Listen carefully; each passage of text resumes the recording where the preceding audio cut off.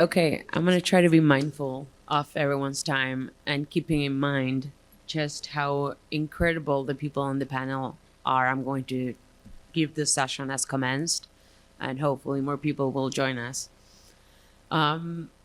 Just now, someone said this is a hard topic and not really uplifting for an after lunch conversation. However, I do thank all of you for being here and giving up your naps. As an Argentinian, I know just how important naps are to make sure we're happy people.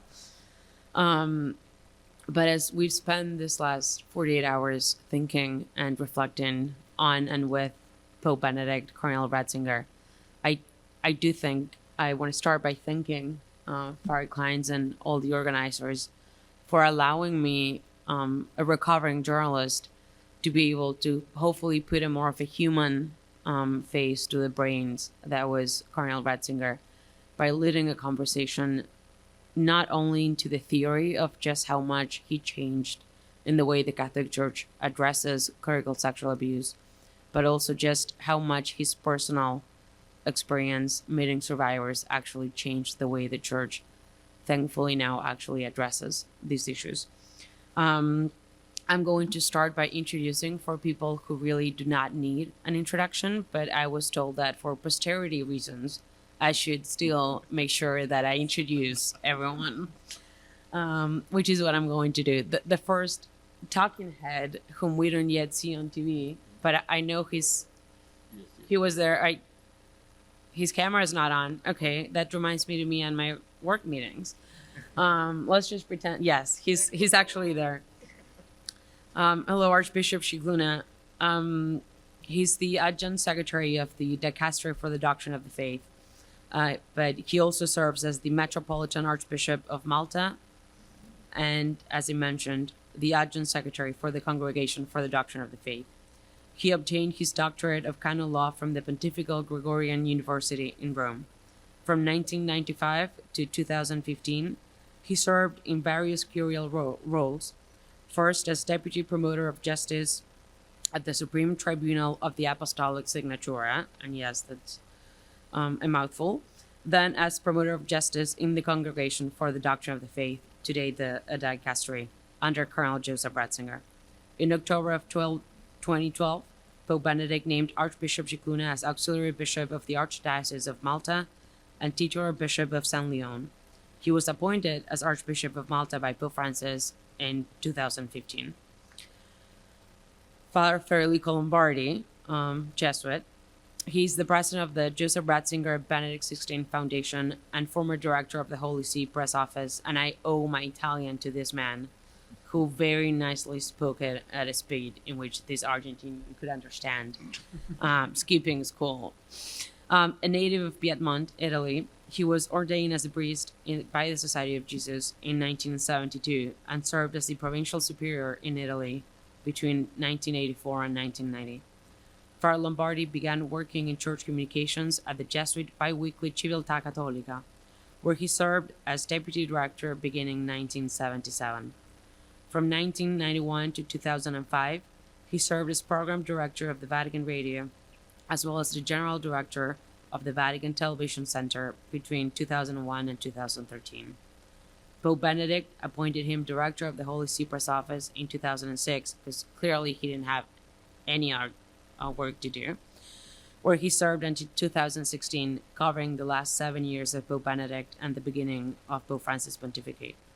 Under his leadership today, the Joseph Ratzinger Benedict XVI Foundation continues to advance the promotion of theology in the spirit of Joseph Ratzinger, where it supports emerging theologians and awards the annual Ratzinger Prize in Theology. Ana Maria Celis Brunet is an attorney at law and full-time professor, directing the canon law department at the Pontificia Universidad Católica de Chile. She received her licentiate and doctorate in canon law with a specialization in jurisprudence from the Pontifical University Gregorian in Rome. Professor Celis, or Chalice, do you say Chalice? Celis, teaches canon law in the faculties of law and theology and electives in the field of law and religion studies, and is a member of the board of directors of the Universidad Católica Center for Law and Religion. She has been a member of the National Council for Prevention and Accompaniment of Victims of Episcopal Conference in Chile since 2011 and was its president between 2018 and 2023. In 2023, Ana Maria was appointed by the Holy See as a member of the Dicastery for Laity, Family, and Life, where she was previously a consultant between 2018 and 2023. Professor Celis is a distinguished research affiliate in the Kellogg Institute in the University of Notre Dame between 2021 and 2023. Last but not least, Father John Paul Kimes. I had a personal introduction of him, but I was told it was unprofessional, so I'm going to read his actual curriculum. Is never unprofessional. Sorry. We met in Rome over, yes. He is an associate professor of the practice at Notre Dame Law School and the Raymond Peñafort Fellow in Canon Law at the Nicholas Center for Ethics and Culture. Prior to joining Notre Dame Law School faculty, he served for 11 years as a canon lawyer in the Vatican's Congregation for the Doctrine of the Faith. He was ordained in 2000 as a priest of the Maronite Catholic Eparchy of Our Lady of Lebanon in Los Angeles, after having completed his first course of studies at the Pontifical Gregorian University. He is a native of Birmingham, Alabama, and clearly very proud of that fact, as he should be. Having introduced everyone and clearly being underprepared to direct a panel of such eminences, I'm going to go straight at giving the word to Archbishop Charles Scicluna. Archbishop, I have to insist, we agreed on this, but I'll remind everyone, I am a recovering journalist, which means I'm not here looking for headlines. I am actually here to hopefully help the world get to know Benedict as I know you knew him. Thank you very much. Thank you for this introduction. Thank you also for the opportunity to share a few reflections on the pastoral letter written by Pope Benedict XVI to the Catholics of Ireland. Let me start with a bit of context. I met Cardinal Ratzinger, as you said, in 2002, when I was called to start working at the Congregation for the Doctrine of the Faith in October as promoter of justice. The role had been there on the books for some time, but there was no incumbent, no person occupying the role. And after the decision of St. John Paul II to promulgate a new law on the penal competencies of the congregation of the CDF, they needed a promoter of justice. As I started working, the context was very specific because it was only a few months after Dallas 2002, and the request by the Catholic bishops of the United States for the Holy See to help them address the issue of historical cases and the review of historical cases concerning sexual abuse of minors.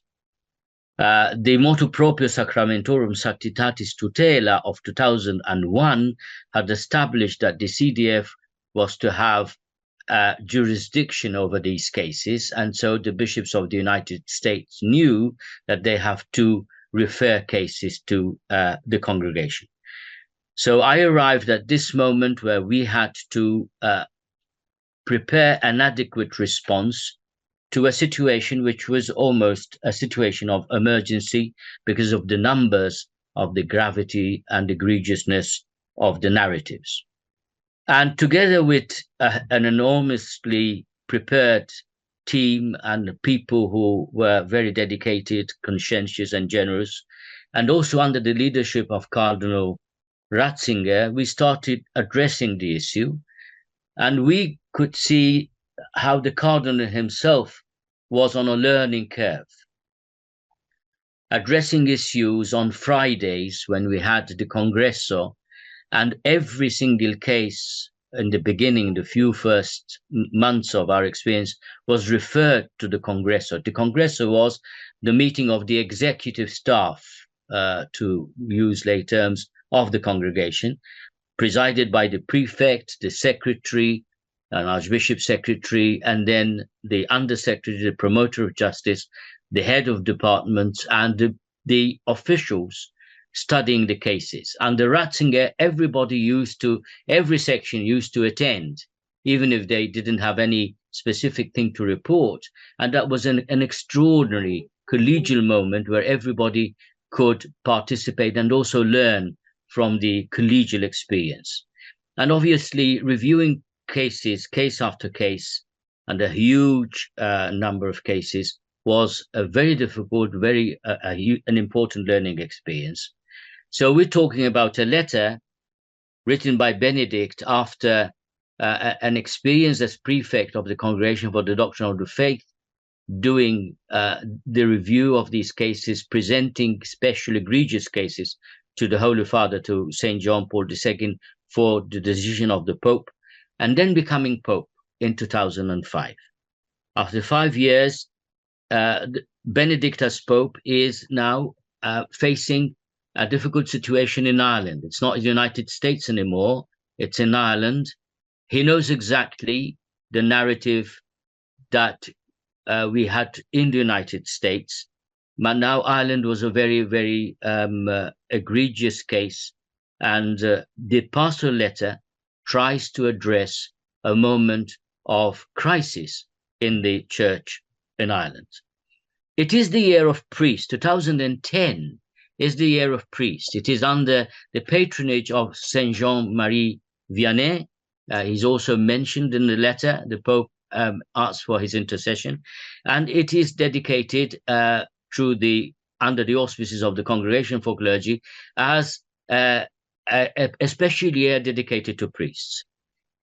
When Pope Benedict returned on the experience of 2010, in his address to the Roman Curia on the 20th of December 2010, he actually references, among other things, also this very difficult experience of having to address the situation not only in Ireland, but all over the world, including also Germany, within the context of the year of priests.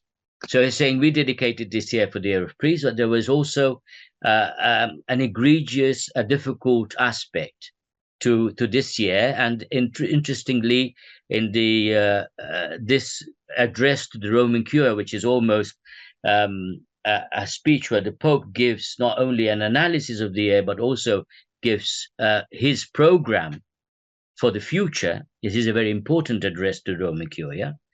The Pope references an experience by Hildegard from Bingen when she sees the church in tatters, and the image, according to Benedict, is the image of this church of ours, which is the beloved spouse of Jesus Christ, but also in tatters and quite sordid because of our sins. It is a very powerful image. And I would reference also this address from the 20th December 2010, the same year, because it gives also the context. I would like also to emphasize the fact that the letter is also written or signed on a very special day for Benedict himself, the feast of Saint Joseph.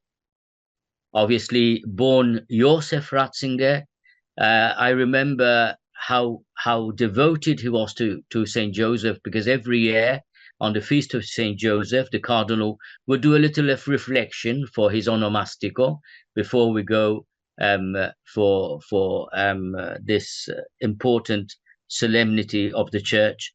And the choice of date and the choice of the solemnity of Saint Joseph is very, very eloquent. He is obviously anticipating what Francis then would teach about the paternity of Saint Joseph in the beautiful reflection he did only a couple of years ago on the paternity of Saint Joseph. I liked it, with the heart of a father, Patris Corde. It is also, the context is important because the 19th of March 2010 signs only a few weeks before the promulgation of a second version of Sacramentorum Sanctitatis Tutela. So the Pope is offering this reflection, but in the works, because by the 19th of March, everything was ready to then be published in May, we had a new version of the basic law, which is Sacramentorum Sanctitatis Tutela. Now, this 2010 version, which was published only a few weeks after this letter, which we are commenting today, started when he became Pope. I personally remember going with Archbishop Amato, who was secretary of the CDF, when Pope Benedict became Pope, when Ratzinger became Pope Benedict. We asked for an audience, and we needed to ask him a favor. And we told the cardinal, because he remained the cardinal for a few days, we could still we were dazed. We're still sort of overjoyed by the fact that the cardinal became Pope, that he still called us La Mia Familia. It was very moving for us to have a visit of the Pope on the day after his election as Pope. He decided to visit the congregation and say, thank you, and now I'm Pope. Don't forget that I'm Pope now. But we went to the Pope asking him a special favor. We said, listen, under John Paul II, under St. John Paul II, you as prefect asked the Pope to grant the CDF a number of faculties, special faculties that helped adapt the 2001 motu proprio to emergency situations and developing jurisprudence and situations. Now, as you know, the faculties died with your predecessor, and they depend on the successor to get a new life. Would you mind, please, giving a new life to the faculties you had asked from your predecessor? And he laughed and said, well, do you think that I'm going to say no to this request when I was myself who actually asked John Paul II to grant us these faculties? He knew exactly what we were talking about. And he said, obviously, please go ahead as we have been doing for these last few years. But, he told us, but I would like these faculties now to become part of the law. So please start working on a revision of the motu proprio so that all these faculties, all these new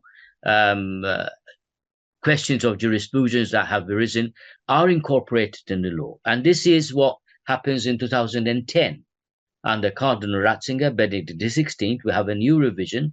What was the innovation? It was really putting up what had developed under Ratzinger from 2002 to 2010 and putting it in law. And so simply to state some important facts, the introduction of the, as a mainstream possibility of the administrative penal procedure for graviora delicta, the introduction of the specific crime of possession and distribution of pornography concerning minor children, and also the recognition that permanently disabled people, mentally disabled, are to be on a par with minors. These are some special faculties that were introduced in 2010 and obviously have made an impact on the jurisprudence. Now we obviously have come to a further revision of the motu proprio, and we have a new, now the third version of the motu proprio. But the context was very important. Another aspect that I would like to emphasize when in the context of this pastoral letter is the fact that for me, it constitutes one of the highlights of the prophetic role of the successor of Peter. In this pastoral letter of the Holy Father, Pope Benedict XVI, to the Catholics of Ireland, the Pope, successor of Peter, is also a prophet in the sense that he is communicating the tender care of God to his people, but also giving leadership to the church. And that is the prophecy that I admire in the words of Benedict in this letter. First of all, it is a letter of prophecy on accountability. If one had to reread attentively the letter to the Catholics of Ireland, the Pope continuously refers on two sort of tracks: acknowledgement and action. We have to acknowledge what we did. We have to acknowledge what happened. But then we need to do something about it. These are the two main motives which continuously recur in every other page of the letter. And interestingly enough, addressing the issue of sexual abuse of minors, the Pope does not address a letter to the bishops only. He addresses to the Catholics of Ireland. So the concept of accountability is a communal, collegial, today, because this is the buzzword, we would say a synodal concept of accountability. That is, it is the whole community that is accountable, but will not only needs acknowledgement of what happened, but also to be part of the remedy. The other thing is about stewardship. I would like to comment, and that would be the last bit of my reflection on what the Pope tells us bishop. And I rereading the letter as a bishop now. I've been bishop since 2012 and archbishop since 2015. And of course, when you read something written by the Pope addressed to you now as bishop, you realize how true these words are and how challenging the question of stewardship is. But interestingly enough, and I return to this concept, the concept that Benedict promotes of stewardship is also a stewardship by the community. It's not only by the hierarchy. It's not only by the priests or the bishops, but also and communities and parishes. And then a prophecy of care and healing. For Benedict, healing is not only psychological, it is also physical and spiritual. So he actually has an important and holistic attitude to healing. But fundamentally also, the prophecy of Benedict is that it is a precursor of important developments which we need to implement in the life of the church and do not come from Benedict himself, but from his successor. First, because there is a continuum between the magisterium of Benedict, which is, to me, after such an experience with cases and victims, reaches at this point in 2010 a very important point, a high point of the magisterium of Benedict on the issue of sexual abuse of minors. But this magisterium has a future. It continues in the magisterium of Pope Francis, and there are two, and only also in the legislation of Pope Francis. So when Pope Benedict addresses the bishops, you can see the reflection of then what will then develop in motu proprio by Francis. First is Come Adre, or which is actually about the community being able, empowered to respond to the negligence of people who should know better, who are called to be stewards of the community.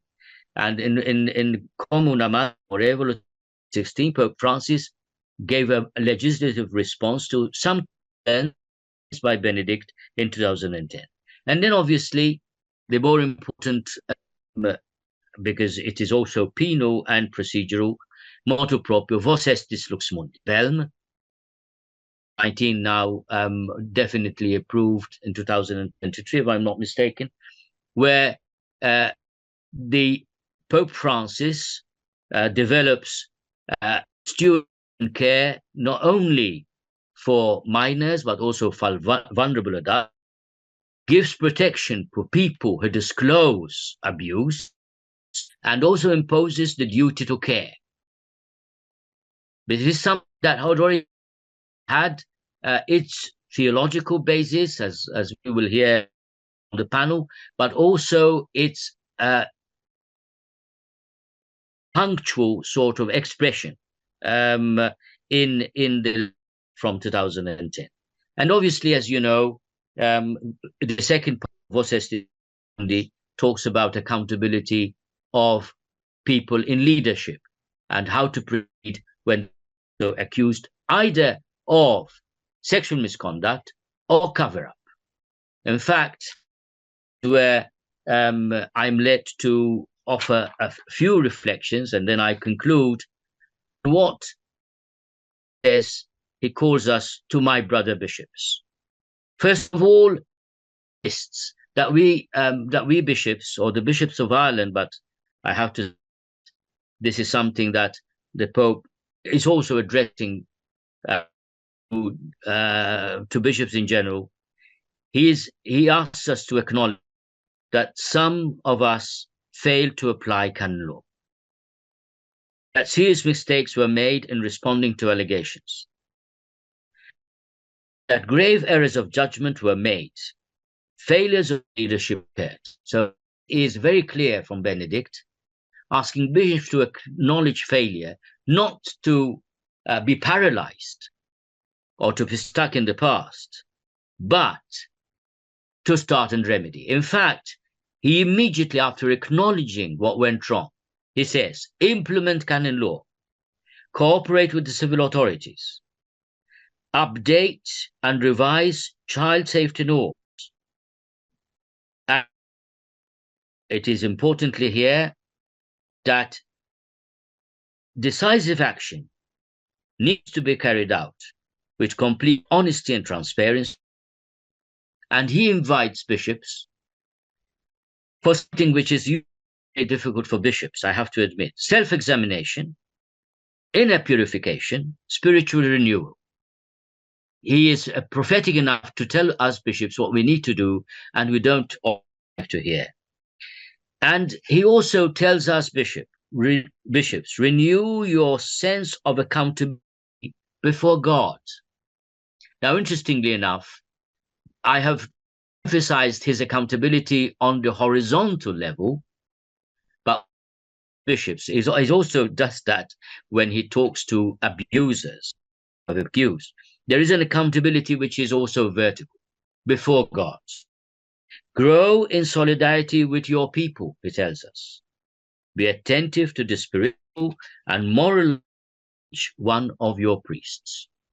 And then, this is a high, a tough agenda. He tells us bishops, set priests an example by your lives. Be close to them. Listen to their concerns. Offer them encouragement. Stir up the flame of their love for Christ and the church. And then he talks about the bishops and encourage the lay faithful to play their proper part in the life. And I think that is also a beautiful synodal note that is topical and so important. But I would like to conclude by what Benedict himself told the bishops before this letter in 2006. In 2006, the Pope had addressed the bishops of Ireland on the 28th of October.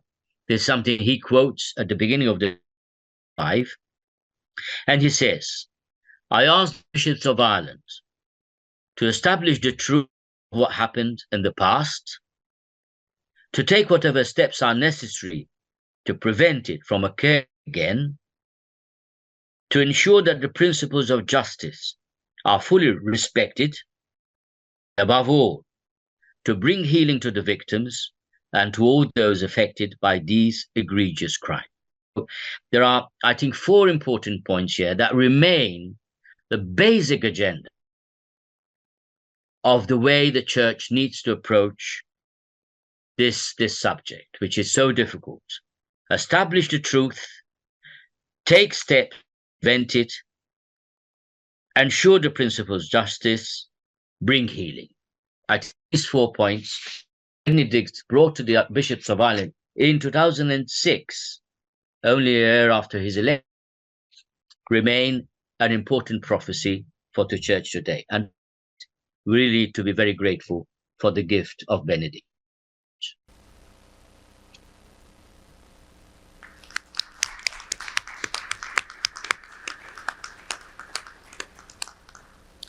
Thank you very much for that, Archbishop. And now, as we continue, as you said, being grateful for the gift that was Benedict, few people in this room, probably in the world, got to know Pope Benedict as much as Father Federico Lombardi. So if you don't mind, I'm going to ask you to continue leading the conversation.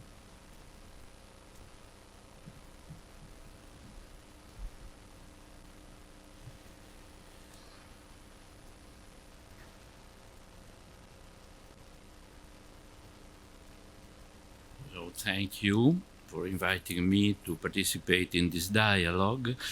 I am very grateful and happy that the introduction of Monsignor Scicluna was so good and complete, so that I don't know what I can add about this issue.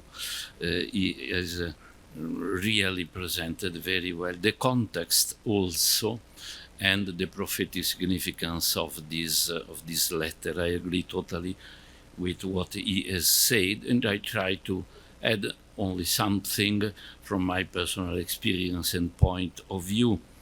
As you know, I was in charge of communication in these years, and I have then followed near what Benedict was experimenting and doing, and also the spirit in which he has done this service. And I will do some observation or give some consideration from my point of view and experience in the communication, without adding things that you know already very well.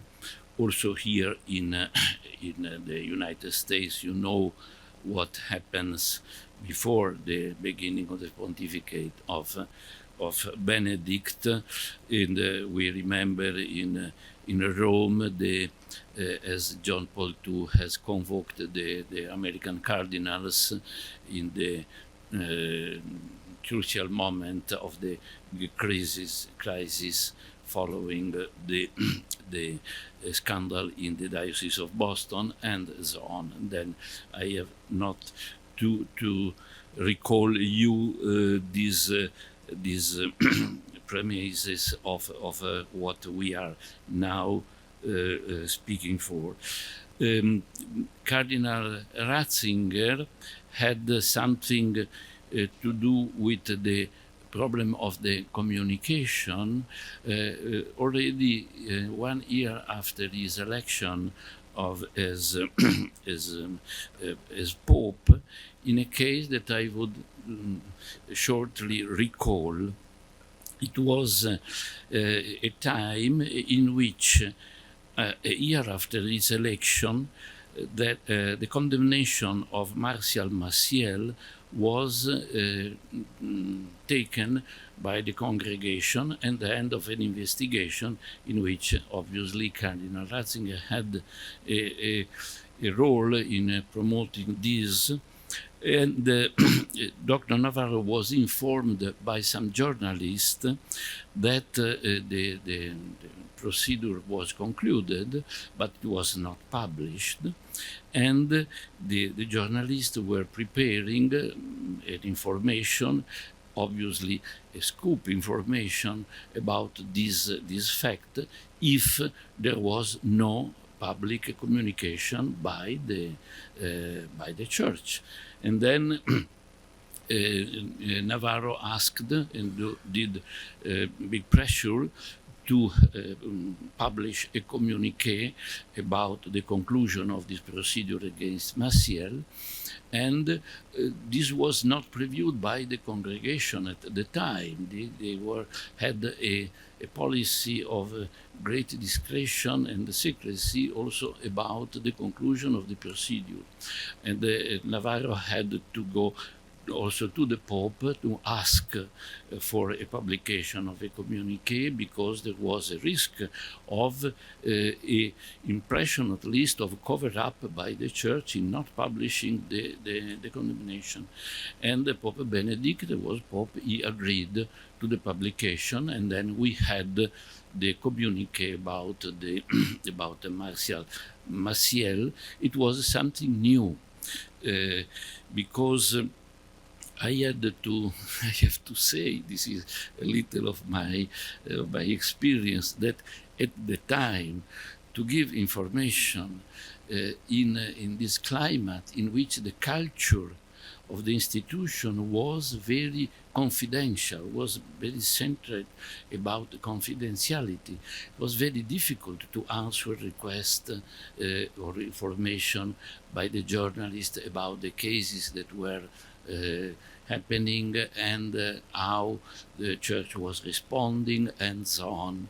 And then I have to say that in the pontificate of Benedict, we had to do a long way toward also a transparency in the information, and the letter to the Irish Church is a rather crucial moment also in this process.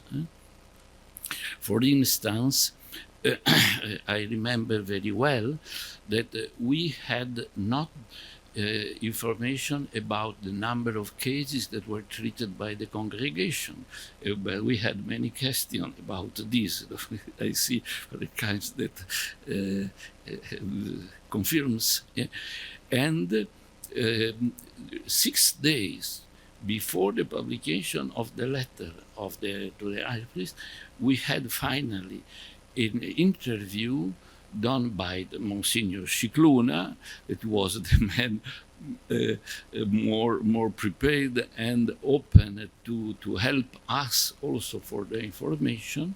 He had given the interview already long time before, but it was not being authorized for the publication. And then 6 days before the letter to the Catholic of Ireland, we had finally the first interview of Scicluna, speaking with at least some information of the number of cases that were treated by the congregation at the time. I say this to connect the context and to say how the letter was a crucial moment also in the change, in the progress of the attitudes of communication by the Holy See. Another little information is this: to present publicly to the journalist the letter to the Irish Church, that was obviously a rather historical document. I was in the press office totally alone, because it was very difficult for me at the time to find official of the church that were authorized or were ready to come with me before the journalist in speaking about this. But for us, then the letter to the Irish Church was a very important and crucial moment, because with this letter we had finally a pastoral document with a systematic perspective, with a clear attitude of the Pope, and all began to be more easier also for us in the communication, in the dialogue with the colleagues. But I would also recall that Benedict was active in the preparation of this letter and of the change of climate. And in my experience, it was particularly important the trip of Benedict to the United States in the 2008. I remember that the climate of expectation of what he would do and say about the sexual abuses in the United States during the trip was really very, very intense. And he has done very well, as I can say, in the sense that also during the flight toward the United States, I was proposing him some question of the journalist, as I always did, to prepare the trip, about the sense and the aims of the trip. Francis has changed the method. He is giving interviews and coming back. I was with Benedict with the method to give a shorter interview on the flight toward to clarify the aim of the trip, and he was responding in a very synthetic, clear way in his style. And the first question was obviously about the sexual abuses, and he gave a wonderful and synthetic answer, pointing out in English justice and exclusion of pedophiles from the priestly ministry, second, attention to the victims and for the healing, help and reconciliation, three, measures for selection and training of the clergy and the visitation of seminaries, doing everything possible to avoid these crimes in the future. And the response was so well received that I can say you that one of the most important responsible of an American agency was, after his answer, was almost disappointed and was saying to the colleagues, now we will no longer have anything interesting to say for the entire trip, in the sense that the more intense question was already well responded by the Pope on the trip. But it is not the case, because during the trip he had also some other very important contribution.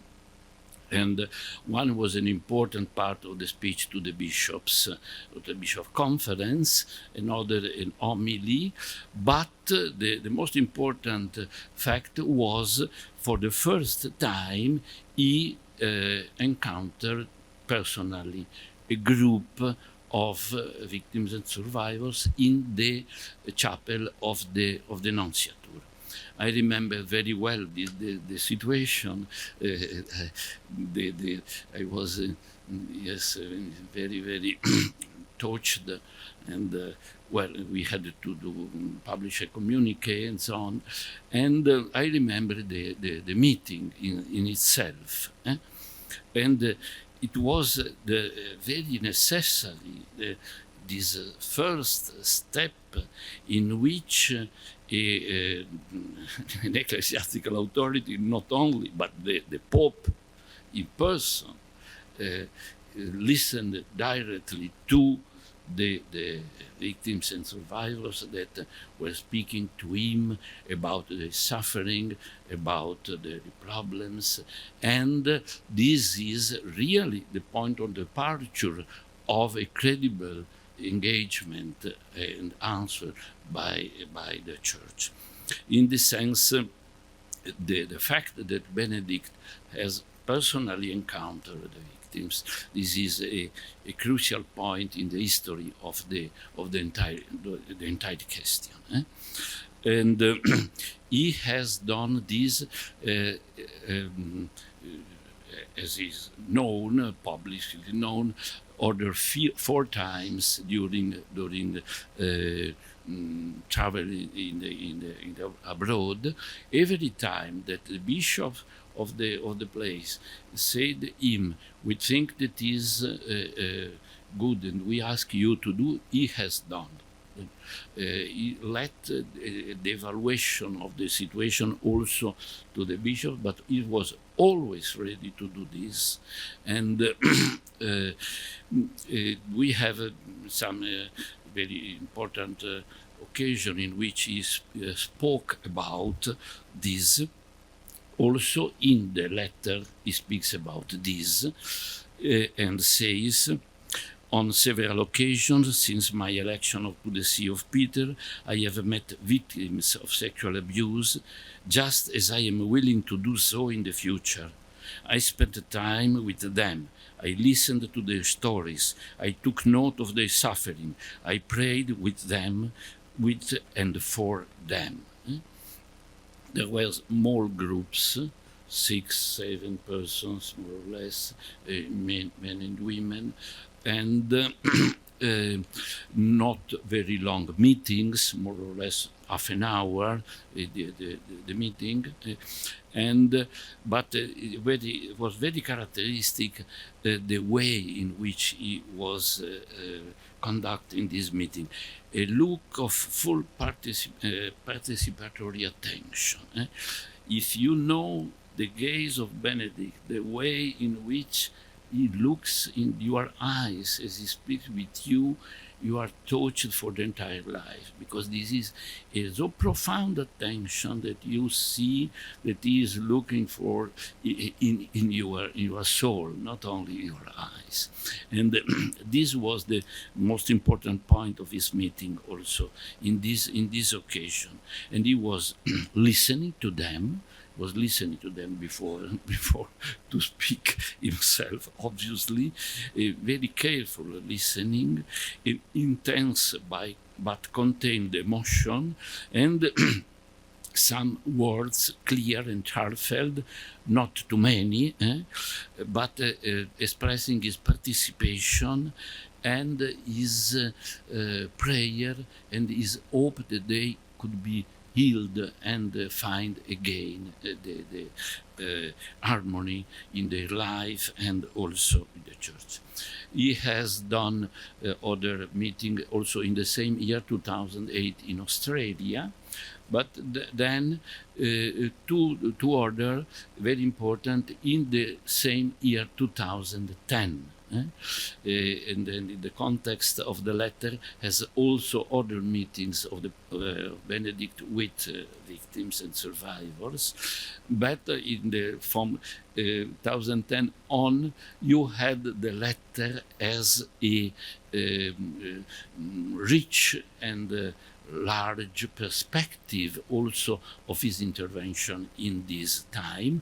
And you had also, as Scicluna has recalled, also the new norms.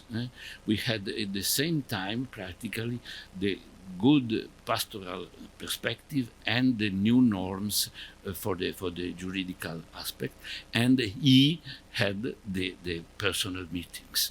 In this sense, I think it was really a situation in which also we, for the communication, as a service of answer to the person involved and to the public opinion, we had finally a good basis to serve also in the information, the service of the Pope. If I can, I would, if I have not time, yours, but well, I will only recall still what has touched me very much, that in his last letter, in the year of his death, as there was again discussion about his involvement in the sexual abuse, then he writes recalling the meetings with the victims. And he says, in a first part of the letter, he says he recalls the confiteor at the beginning of the Mass, and is a sense of a confiteor for the great and very great fault in which we are involved as church. And then he says, in all my meetings, especially during the many apostolic journeys with the victims of sexual abuse by priests, I have looked into their eyes the consequence of a very great guilt, and I have learned to understand that we ourselves are dragged into this great guilt when we neglect it, or when we do not face it with the necessary decision and responsibility, as too often has happened and happens. As in those meetings, once again I can only express my profound shame, my pain, and my sincere request for forgiveness toward all victims of sexual abuse. I had great responsibilities in the Catholic Church. All the greater is my pain for the abuses and errors that occurred during the time of my mandate in the respective places. Every single case of sexual abuse is terrible and irreparable. My deep compassion goes to the victims of sexual abuse, and I regret every single case. This is some months before his death. This entire experience as Pope and also after the renunciation is signed by this participation in the looking for purification, healing, reconciliation, prevention, and so on by part of the church. But I finish because I have utilized too much time. If there is time, I will add think something about. Yeah, I would keep you speaking,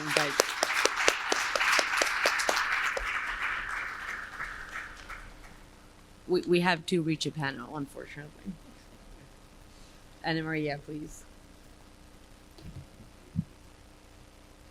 I would like start thanking the organization, the Pope Benedict's Foundation, and the Nicola Center.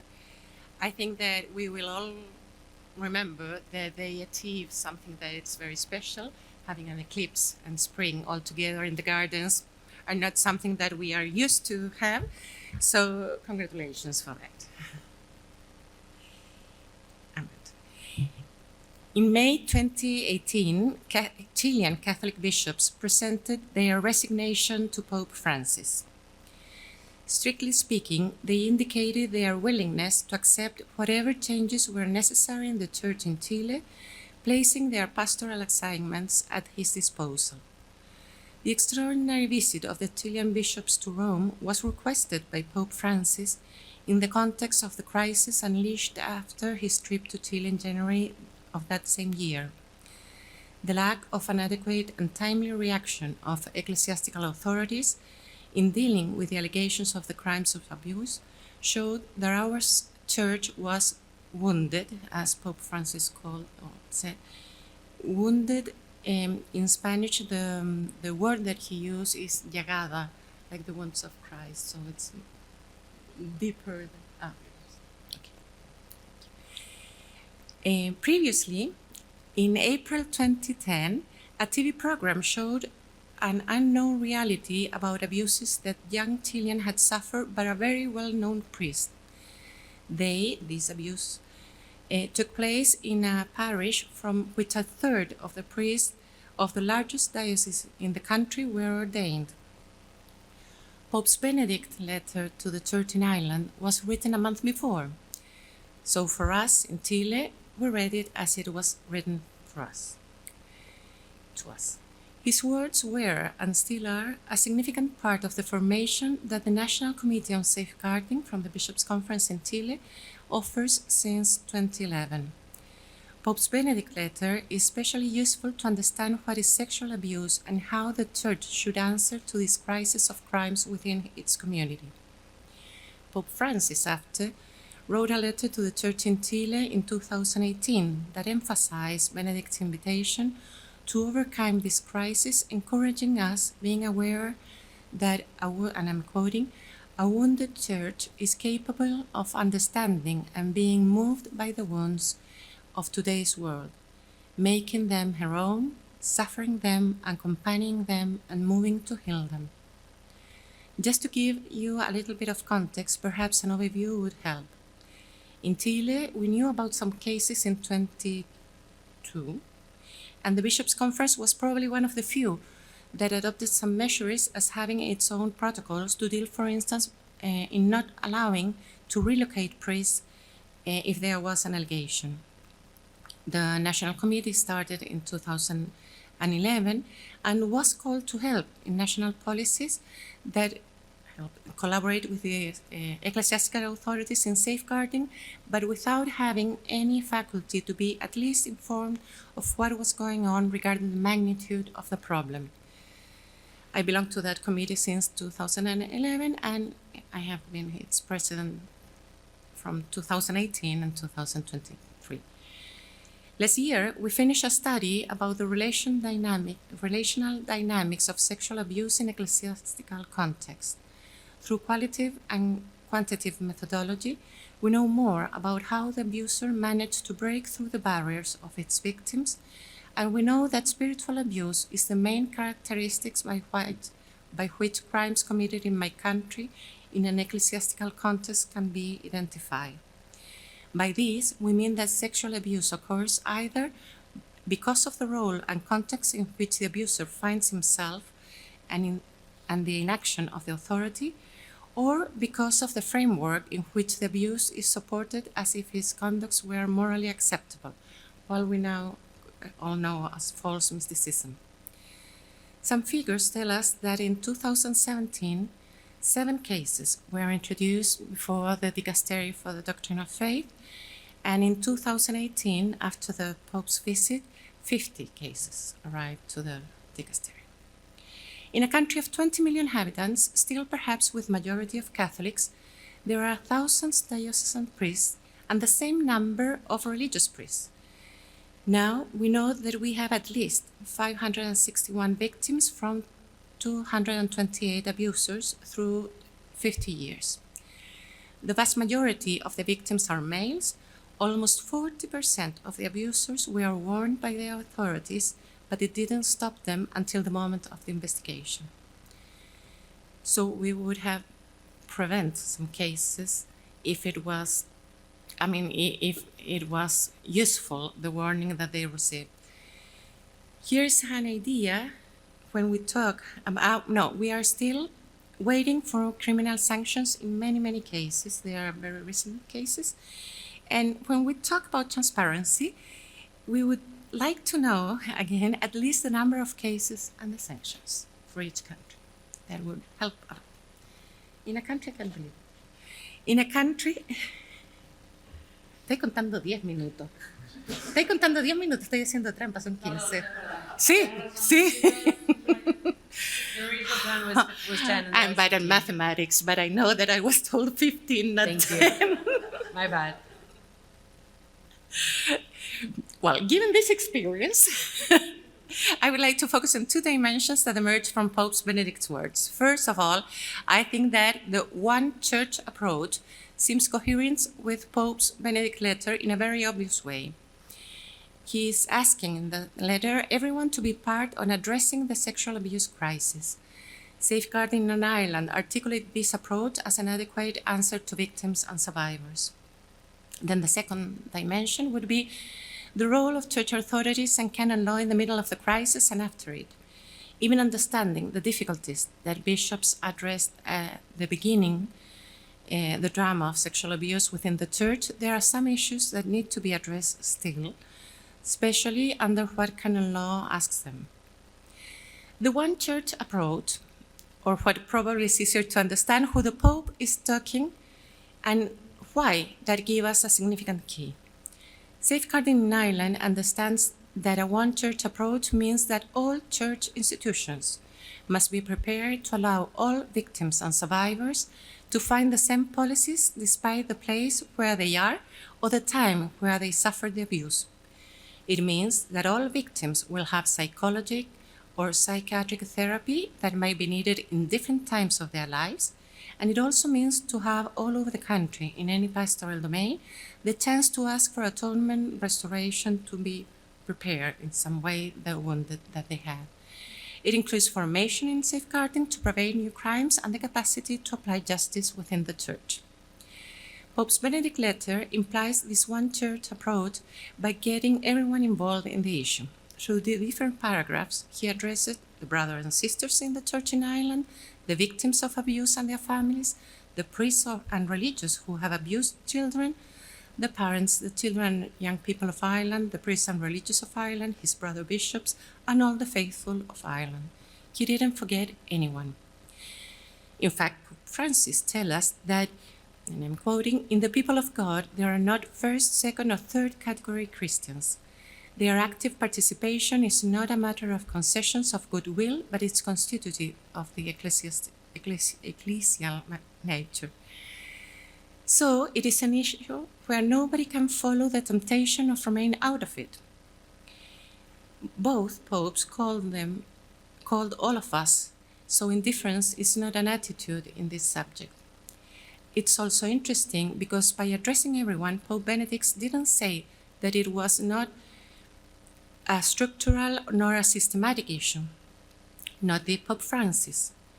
On the other hand, restoration is a real systematic issue because we need to think in the survivor and their families, church communities, and culture. When in different countries started to take care of atonement, purification, and also taking care to repair the wounds inflicted, there is no way to look at it as it only interests the victim, who may receive some economic compensation or other measures, but is in the interest of a systematic way where there is no real compensation if it doesn't impact at the same time to their families, communities, and culture. Anyway, Pope Benedict talks with tender to victims and their families in Ireland and shared his experience in meeting victims. "I know that nothing can undo the wrong you have endured. Your trust has been betrayed and your dignity has been violated. Many of you found that when you were courageous enough to speak of what happened to you, no one would listen." And he ends saying that in her name, I only express the shame and remorse that we all feel. At the same time, I ask you not to lose hope. In this communion, it is this communion of the Church that we encounter the person of Jesus Christ, who was himself a victim of injustice and sin. Pope Francis also is grateful of the courage and perseverance of the Chilean victims. They both immediately underline the good that addressing the crisis will bring to the Church in Ireland and in Chile.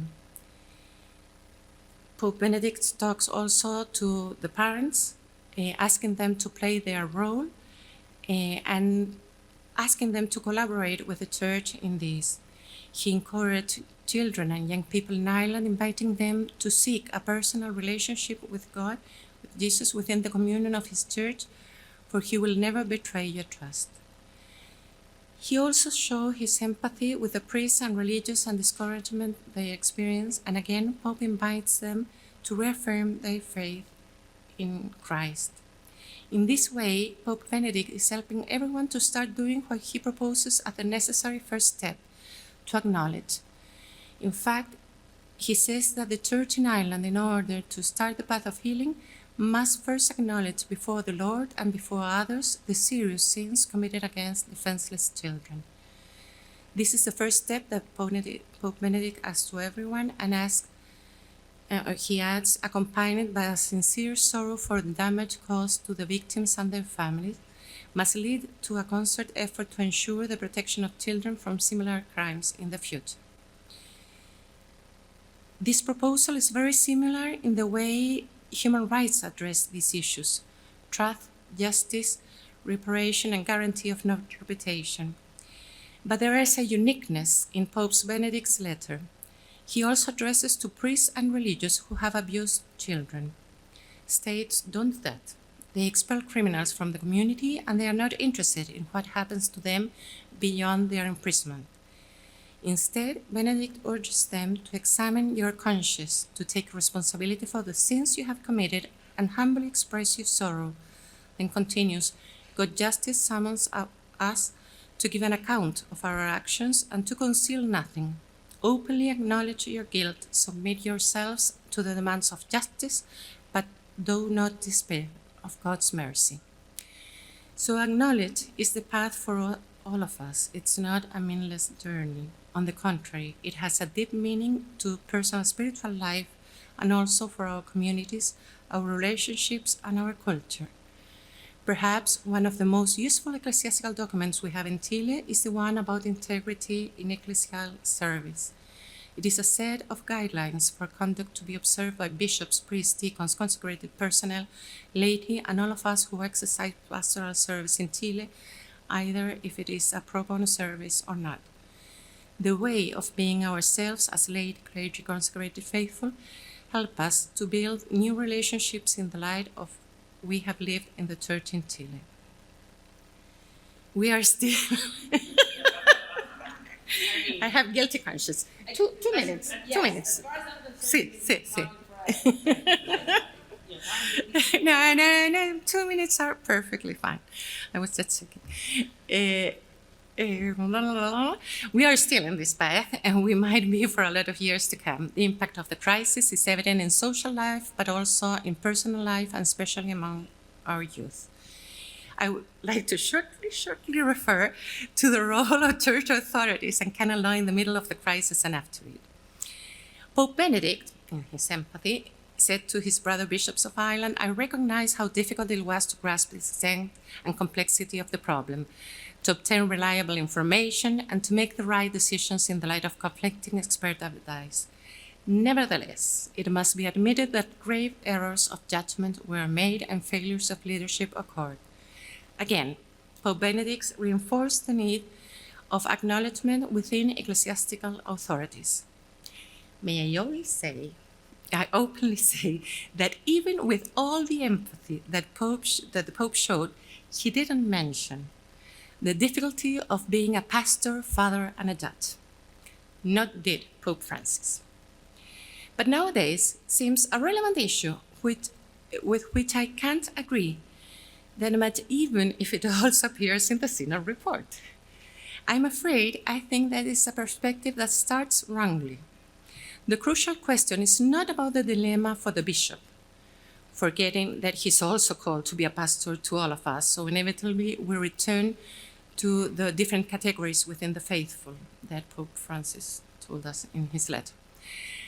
The dilemma actually arises if the impartiality due to the victims is not guaranteed as it should be.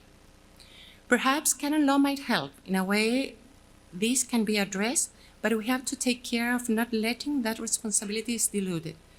Transparency and accountability need to be held by the bishop of the religious superior. And beyond that, we have to be aware that canon law wasn't applied as it should.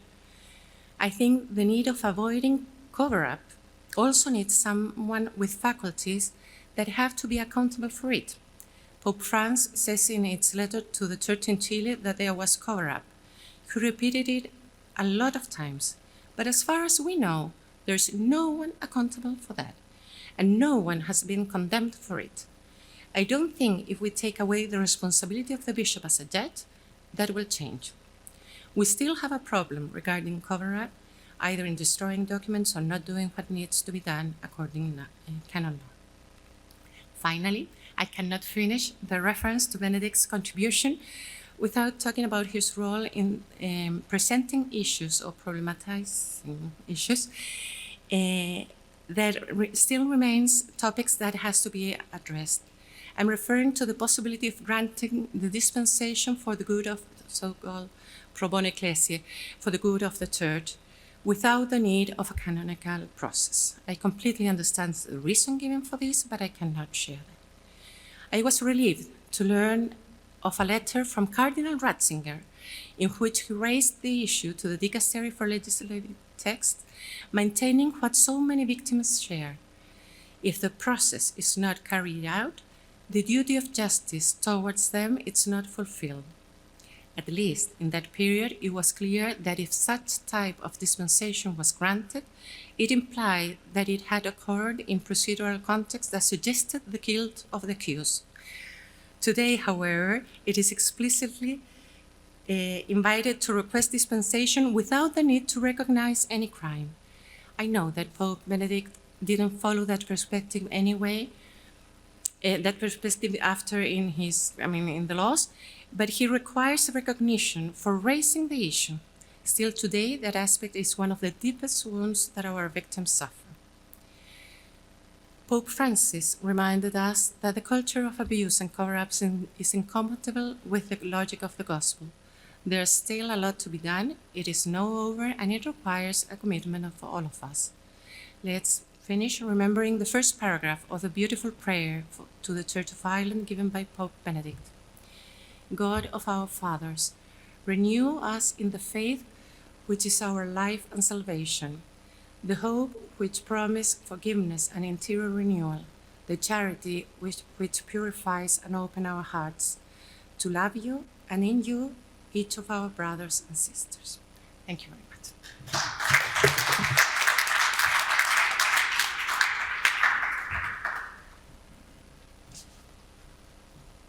Time. Thank you.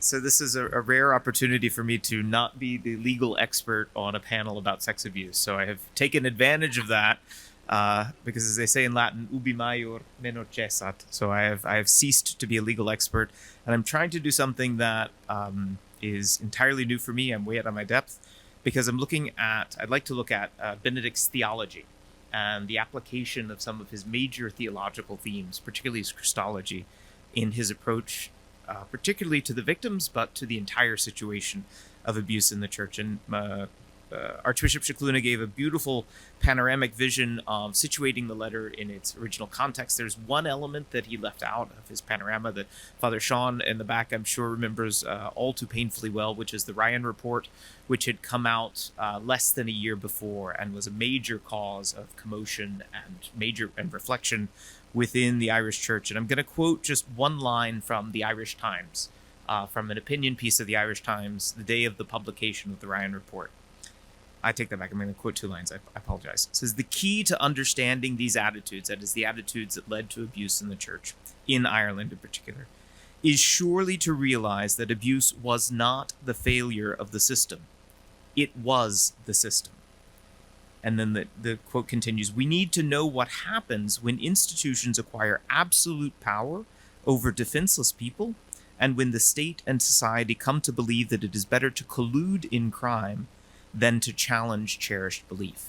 This is the last piece of the context of the letter. The Ryan, what comes to be known as the Ryan Report, a study that began in Ireland in 1999 and published its findings 10 years later on the 20th of May 2009, so just 1 year before the letter to the Irish Catholics.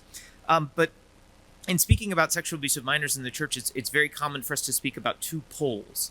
A pole that is a protection of the institution, the church, sort of the institutional mechanism of the church, and a pole that is a preferential disposition towards victims. But the problem with this perspective is that it doesn't reflect the juridical system of the church. The juridical system of the church is not with two voices, it's with three. The church herself is the third voice in any legal process. So the church's legal system doesn't function like a state because it has different dimensions and it has different goals. And the church also favors an inquisitorial process, not an accusatorial process, because it's a process that holds out the search for the truth. Because the ultimate goal of any process in the church is the salvation of souls, which is impossible without a search for the truth. And this will echo in the minds of everyone that has been here these past few days. All of Benedict's thought, faith, and reason, and all of it is focused on the truth, and the truth is Christ. So all of Benedict's rich Christological writings have to be brought into mind when we read this document. One other document, a historical document that I would point to, is a document from the International Theological Commission in 1999. It was a document that was commissioned on the eve of the Jubilee of the year 2000. And that document is called Memory and Reconciliation, the Church and the Faults of the Past. It was a document that was expressly commissioned because JP2 had spent the first years of his pontificate walking around apologizing about stuff, and people in the church were super nervous about him going around apologizing for the condemnation of Jan Hus and the condemnation of Galileo, like all of these historical condemnations, alleged condemnations of the church. JP2 kept like apologizing for publicly. So everybody's like, whoa, time out. How does an institution apologize? And so Pope John Paul II set the International Theological Commission to compose a document on this theme. Who's the president of the International Theological Commission in 1999? You may guess that answer. Yes, it is Ratzinger. And what does that document say? So one quote from the document. The recognition of the truth is a source for reconciliation and peace. Because, as John Paul II states, love of the truth sought with humility is one of the greatest values capable of reuniting the men of today through various cultures. And it goes on, it says, acknowledging the weaknesses of the past is an act of honesty and courage. It opens a new tomorrow for everyone. So for Benedict, the act of recognition, so this is acknowledgement, that we've heard the word acknowledgement. Every one of us has mentioned the word acknowledgement. Acknowledgement is the motor of this letter. You can't understand the letter if you don't understand Benedict's use of the term acknowledgement. If you want to understand the use of the term acknowledgement, you have to go back to 1999 and read this document on memory and reconciliation, because acknowledgement, although used sparingly in the document, carries tremendous weight. It's already used in the first letter, and it propels the reader into a penitential setting.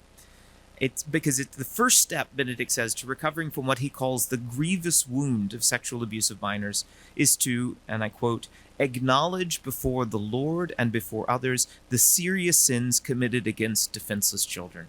And here immediately, as Anna Maria said, as Archbishop Scicluna said, as Father Lombardi said, we immediately hear in our ears the words of the Roman liturgy, Confiteor Deo, omnipotente et vobis fraters. We hear the Confiteor in these words. So the action of using acknowledgement as the motor of the letter propels us into a penitential atmosphere, and it signals that the entirety of the letter itself will be necessarily communal, because I confess to God and to you, my brothers and sisters. It's inherently, confession, acknowledgement is inherently a communal action within the life of the church. But antecedent to acknowledgement, of course, is a willingness to see the victims, to hear them, and give credence to their claims. So it's no wonder that Benedict writes, when he has met with victims, the first thing he notes is that he has listened to them. So in order to be able to acknowledge the harm that has been committed, you must first listen to the victim. So the chain of events is not merely chronological. It is the Confiteor. It is a hearing, an examination, a listening, and a taking in of information, and an acknowledgement of sin.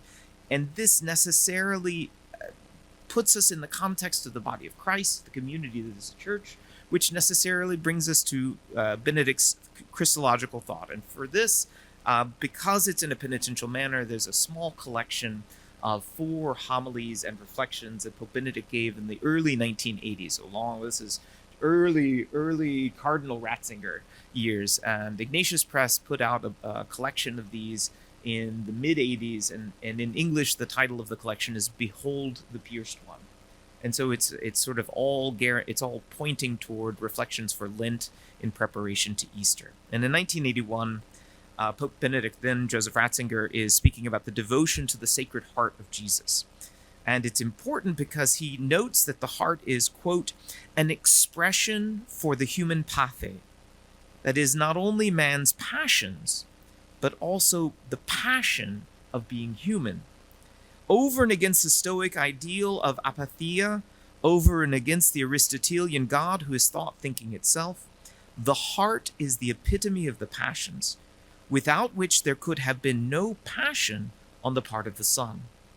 So in particular, this question of passio, suffering, is fundamental to a proper understanding of the God who calls us into right relationship with himself through the gift of his Son. And there's a beautiful quote from Benedict, but out of time, we'll skip that. You can read that later. So seeing the suffering of the victims, listening to them, leads his heart to experience the passio. So there's a movement from the senses, from the experience. So that is, in this case, a movement from hearing to acknowledgement, which for those who are steeped in the Christian tradition can't help but have, again, echo in your ear the words of St. Paul, fides ex auditu. Faith comes through hearing. So there's a common movement in the Christian experience from the senses into a deeper reality. Here, what comes from hearing is not faith, but acknowledgement, recognition that the suffering of these young men and women at the hands of those who were commissioned to care for them, commissioned to share the love of Christ with them, not to use them to satisfy their own selfish and uncontrolled passions. So the experience of the passio of the victims leads to a participation, a co-suffering with them, which takes the form of acknowledgement. This necessarily prevents a merely emotional response on the part of the church, because authentic co-suffering with the victims involves the entirety of the person. So in a bold and theologically rich, and I would claim up-to-date, unparalleled move, Benedict identifies in the sufferings of the victims the sufferings of Christ himself. But for Benedict, the move is natural. It's almost necessary. In speaking to the victims, he reminds them, in the speaking to the victims in the letter, Benedict reminds them that, like Christ, they are, quote, victims of injustice and sin. Their passio mirrors that of Christ, whose wounds, again quoting Benedict, transformed by his redemptive sufferings, are the very means by which the power of evil is broken and we are reborn to life and hope. Again, hearing in the back of our minds the document from 1999, that acknowledgement, memory, recognition leads to a new tomorrow. Benedict acknowledges that the victims find it hard to forgive, he says, or to be reconciled with the church. But it is precisely in their connection to Christ that leads Benedict, precisely their connection to Christ that leads Benedict to encourage victims, indeed to challenge them in a way that again echoes his earlier Christological work. And again here, we'll sort of skip forward a little bit. So Benedict, years earlier in the same collection, in the early 80s, writes a homily on Easter. And he notes how difficult it is for us to comprehend Easter. He says, Christmas makes sense. We're all used to seeing babies being born and welcoming new people into the family. This is a very human experience. Easter is something entirely different, he says. So Easter, Benedict writes, it is on that day that God, quote, does not enter into our pattern of life as he does on Christmas, but goes before us into a vast, unknown expanse, holding aloft the torch to encourage us to follow him. How much richer now does Benedict's invitation to the victims in the letter appear in light of his Christological thought. For victims, the loss of hope, which Benedict encourages them over and over again, don't lose hope, don't lose hope. For them, the loss of hope would mean the loss of redemption because of the harm perpetrated on them within the body of Christ itself. It would mean to lose sight of the torch that Christ holds up before them, calling them into that unknown expanse, which for the victims is their healing. And in so, Christ reminds victims, as Benedict writes, it is not those who kill who will be the victors. But it should come to no surprise that Benedict, necessarily acknowledging the sufferings of the victims, must also acknowledge the guilt of the perpetrators. And here is where there's a radical change, a theologically profound vision that Benedict offers that is unparalleled, either by John Paul II or in Francis's own vision, because it eschews the polarization between institution and victim. And it unites victim and perpetrator as members of the body of Christ. And it is only within that one body of Christ that can actual healing be found. Healing for the victims, which necessarily means repentance for the perpetrators. For Benedict, it's not the same thing, but they're two parts of one whole, that the body of Christ itself cannot be whole. So just as he encourages victims not to lose hope, he encourages perpetrators, after telling them to take responsibility for their sins and to humbly express their sorrow, he reminds them not to despair of God's mercy. So if you don't read the letter with an ecclesial mindset, if you don't read the letter with a Christological mindset, you miss out on this profound insight and the profoundly Catholic way in which Benedict approaches a human tragedy, one that is not limited to the Catholic Church. So I'll close because I'm out of time. So the letter addressed to Catholics is essentially a pastoral tool, not essentially, it is, period, a pastoral tool of Pope Benedict to aid the church in Ireland in a moment of extraordinary need. While cynics would well argue that the letter was a failure as Irish society continued to grow more and more secular, something that Benedict himself warns about, to do so is to judge the letter by the wrong criteria, which, as Benedict remarks, has already been done in Ireland. By adopting, he says, quote, ways of thinking and assessing secular realities without sufficient reference to the gospel. He seeks to analyze the tragedy of sexual abuse of minors within the body of the church in Ireland itself, precisely by returning it to the context of the gospel, because it is only in the context of the gospel that the promise of redemption lies. Redemption, however, can only come through acknowledgement. Acknowledgement first of the harm perpetrated on victims, of their stolen dignity, of the betrayal by priests and religious who, in perpetrating these horrid crimes, as Benedict writes, have brought shame and dishonor and done immense harm to victims and the whole church. It's an acknowledgement of failures to respond properly on the part of church leaders.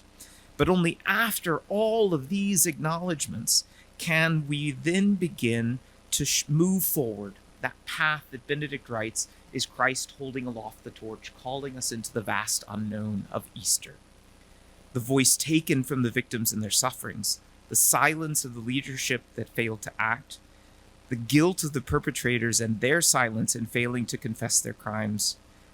All of this, Benedict says, can only be resolved by the church's response on Easter. Alleluia. Because he writes in the same homily, he says, all believers need to be reminded that the human voice, as well as crying, groaning, lamenting, and speaking, can also sing. None of this is possible without acknowledgement. None of that acknowledgement makes any sense without the gospel.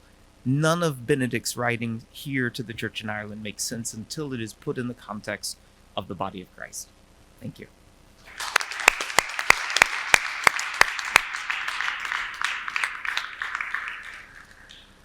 So technically speaking, I was supposed to open the floor to questions 25 minutes ago. So I want to be respectful of everyone's time. And if anyone has a question for the panel, obviously we'd love to listen to it. Yes, please.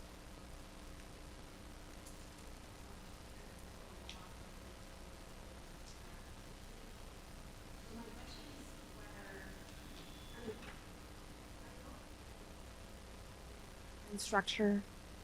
Am I being listened right now? Yes. Okay. Now, So I know that canon law has a very internal and different structure from like common justice, to put it that way, and that sometimes silence is part of like to avoid scandal, which is part of also canon law.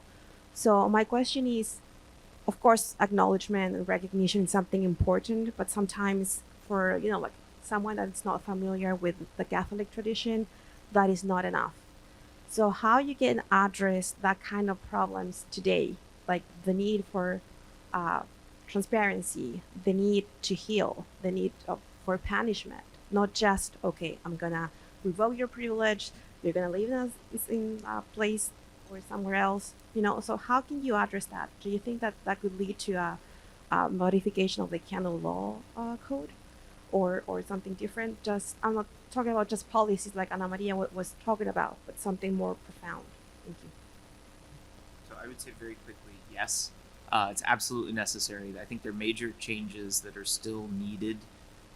But the way that canon law has, in my humble opinion, I speak for myself at this point, I think the way that the penal process in the Catholic Church still needs to be slightly revised is we don't incorporate victims as active parties of the process. Because there's a corporate model of justice, the victims are technically witnesses. So while the violence is perpetrated on them, the violence perpetrated on them is a wound again to the body of Christ. It's the corporate body that is being healed in the penal process.